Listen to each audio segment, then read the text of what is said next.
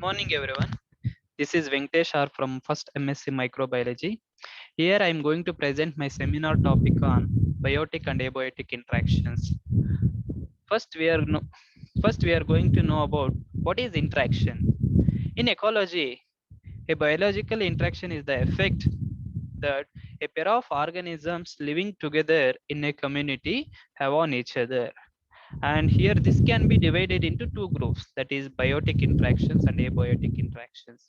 In biotic interactions, the living organisms which are involved in the interaction, but whether in abiotic interactions, non-living organisms are involved in the interaction. So coming to biotic interactions, first we are going to know about what is biotic interaction. So biotic interactions occurs when organisms living in the same community directly or indirectly influence one another. And here ecologists have derived 7 major types of species interactions. They are neutralism, commensalism, amensalism, mutualism, competition, parasitism, and predation. And here is the table that shows all the interactions, how the microorganisms are interacted each other. So this is the table that shows microbial interaction in the soil. And in the first column we can see the interaction, and in second column we can see the microorganism A and microorganism B in the third column. So coming to neutralism, so there is no effect of microorganism A on microorganism B. So in the interaction between the two microorganisms is neutral. In commensalism, so the microorganism A is get benefited, but the microorganism B is unaffected. In amensalism, the microorganism A is unaffected, but the microorganism B is affected. So this is the amensalism. Coming to mutualism, we can see three types of interactions, that is symbiosis, synergism, and photocooperation. In this mutualism, both the species or both the microorganisms A and B get benefited. And coming to competition, it is opposite to mutualism, where both the species get affected. It is because of the competition between the two microorganisms for the same nutrition. And coming to parasitism, one species get benefited, that is called as parasite, and one species get affected, that is called as host. Even in predation also, it is similar to parasitism. One species get benefited, that is called as predator, and one species get affected, that is called as prey. So we can go to detailed study of these interactions. So firstly, we are going to know about neutralism. In neutralism, two microorganisms behave entirely independent of one another, and there is no effect of one organism on other, and it is caused by physical, spatial, or temporal space separations. And here we cannot see any direct interactions in the neutralism. So microorganisms may not interact because they are kept apart by the physical barriers like clay particles.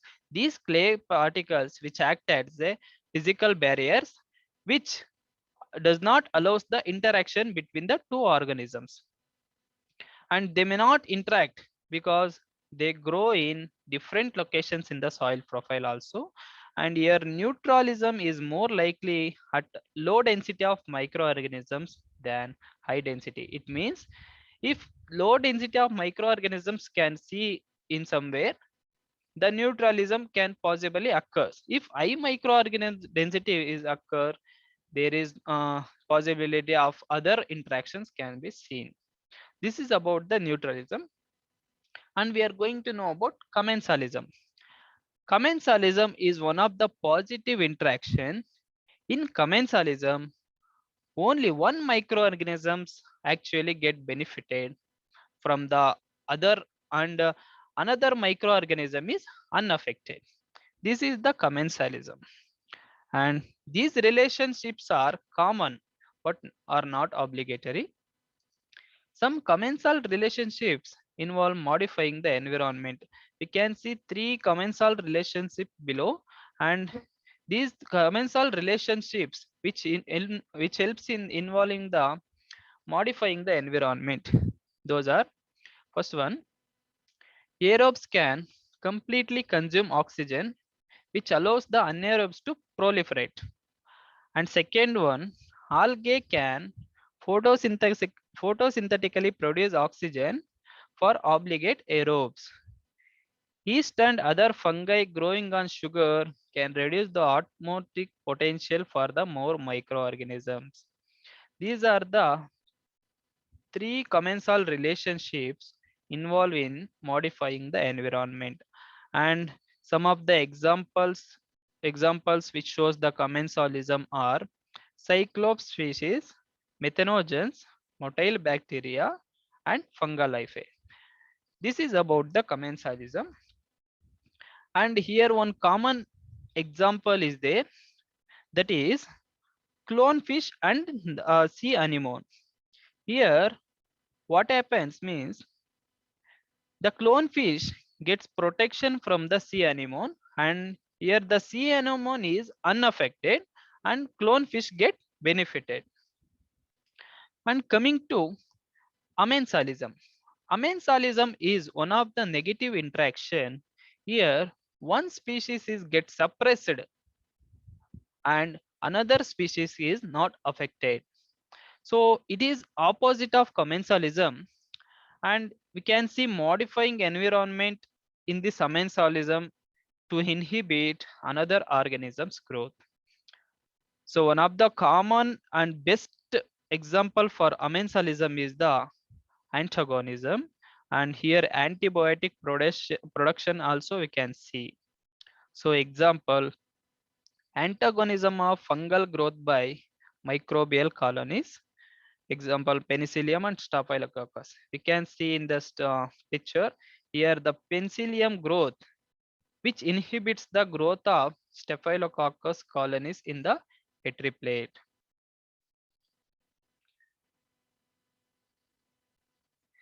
Now coming to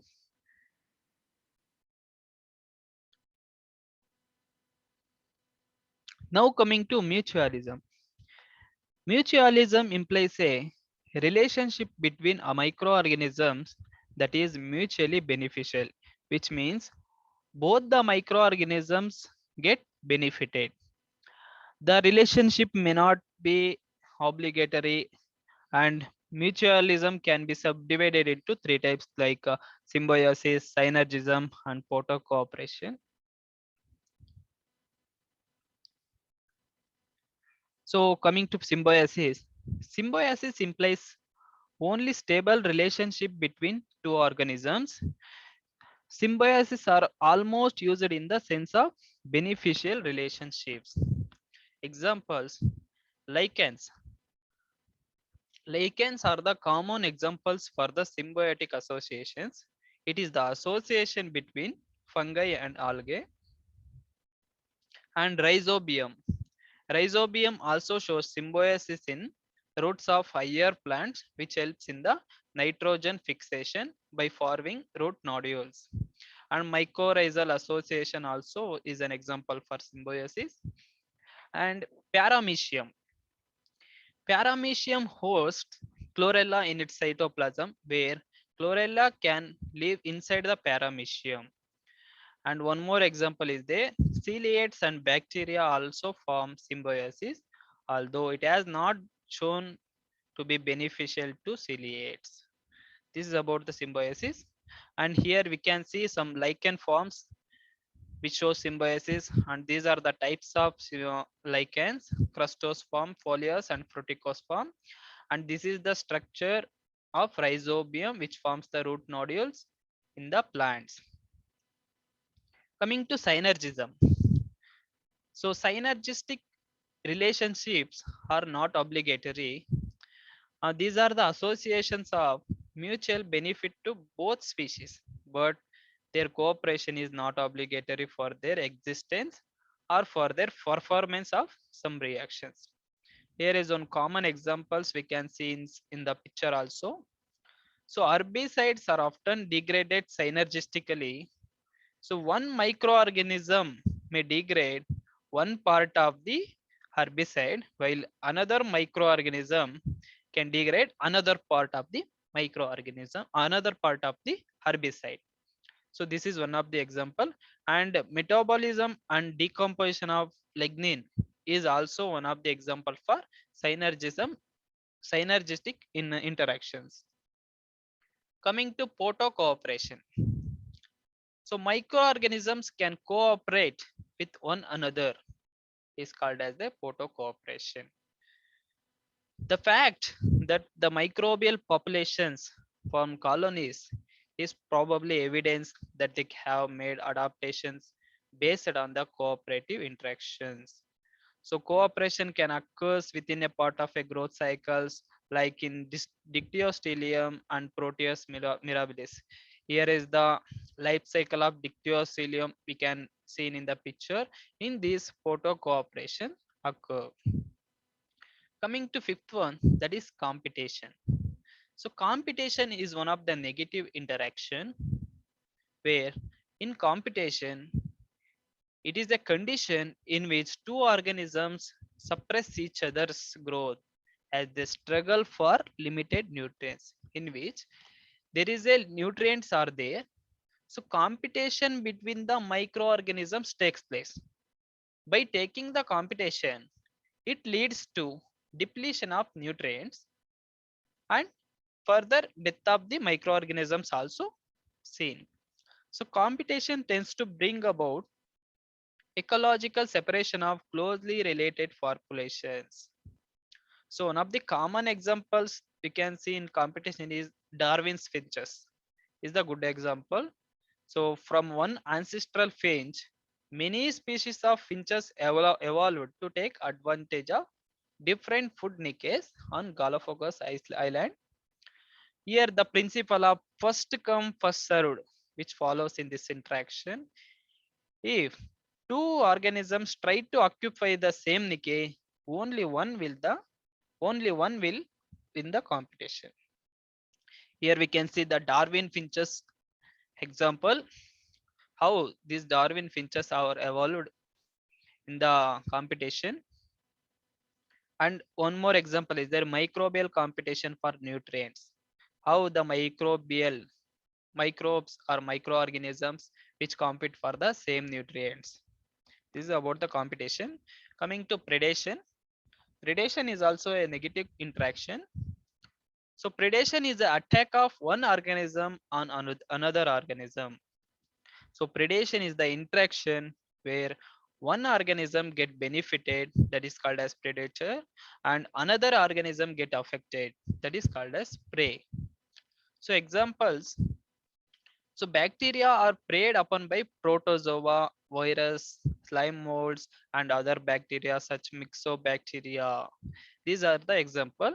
And nematodes are preyed upon by some nematode trapping fungi and other soil organisms. Examples of nematode trapping fungi are Arthobotrytis oligospora, Arthobotrytis conoides, and Dactylaria candida and Meria coniospora. Here we can see the nematode trapping fungi, that is Arthobotrytis species. Here the nematodes are trapped by fungi. Coming to parasitism, it is the last interactions which comes under biological interaction, biotic interaction. So parasitism is a close relationship between species where one organism, that is parasite, which is get benefited, and other organism, that is host, which is affected, where the parasites lives on or inside the other organisms like host. In this interaction, one species is get benefited and another species is get affected. So each major group in the soil community has parasites living on or in its cells. So example for parasitic interactions are bacteria have bacteriophages where virus infects the bacteria and results in the bacteriophage structure. And malarial parasite, that is Plasmodium vivax, is one of the example for parasitic interaction, where this malarial parasite which can host the Anopheles mosquito and the human. And Helminthus, tapeworms, and barnacles, these are also the parasites we can see in the environment. This is about the biotic interactions. Now we are coming to abiotic interactions. So abiotic interactions are the interaction between the abiotic factors such as temperature, humidity, presence or absence of seasons, effect of ecosystem, light, pH, etc. So the abiotic factors like water, light, radiation, temperature, humidity, atmospheric acidity, and soil. These are all the abiotic factors which are involved in the abiotic interactions. And these factors affect the lives and the distributions of organisms in the ecosystem. Coming to pH value, the pH value of the soil and water affects the distribution of organisms. Most of the microorganisms live, they are favorable in the neutral environment, that is pH 6 to 7.5. So most of the microorganisms can grow in neutral environment, but some of the microorganisms which can grow in high pH, that is called as alkaliphiles, and some of the microorganisms can favor for growing in low pH. So commonly most bacteria and fungi grow in the neutral environment. Some of the acidophilic microorganisms are Helicobacter pylori and Acidobacter aceti, and some of the alkaliphilic microorganisms are Bacillus and Micrococcus, even Pseudomonas also. And coming to temperature, so temperature affects the biochemical reactions in the organism. And your poikilotherms, they cannot control their body temperature, varies with the environmental temperature. These are called as poikilotherms. And some of the organisms can maintain their body temperature with the environmental temperature. That is called as homeotherms. And microorganisms have specific characteristics to help them adapt to areas of extreme temperature. And light intensity. Light intensity affects the rate of photosynthesis in algae and some cyanobacteria. So algae and cyanobacteria, they require light for their photosynthesis. If there is a change in light intensity, which affects in the rate of photosynthesis. So the distribution of algae and cyanobacteria will be more extensive in areas with high light intensity. It means wherever the light intensity is more, there only the algae and cyanobacteria can seen in high density. So all organisms that live in soil prefer a dark environment, means the microorganisms present in soil which requires less light intensity, means it requires dark environment for their growth. Coming to humidity of air. So humidity of air affects the rate of transpiration and rate of evaporation. Some populations can control, some cannot control, such as earthworms, mosses, or live in damp places. So humidity of air also plays very important role in the interactions between the microorganisms. If in case of any fluctuations in the humidity leads to distribution, leads to their distributions problem. Coming to final one, that is topography. So topography is the shape of the earth's surface, and here altitude also plays a very important role. So altitude is high, consists of less organisms. Temperature, pressure, air, humidity are low. In altitudes, temperature, pressure, air, humidity, they are in low concentrations. So different organisms found at different altitudes because of varying in temperature, pressure, and slope also affects the interactions. That slope is slope, it affects the rate of water flow also. In some steep areas, the shift flow of water causes soil erosion, which leads to the decrease in number of microbes in that habitat, and also some overflow of microbes also leads to which also leads to microbial population and aspect. It is the direct facing or opposing of wind and sunlight, and this leads to varying of microbial population. This is all about the abiotic interactions. I hope you are all clear with the biotic and abiotic interactions. Thank you.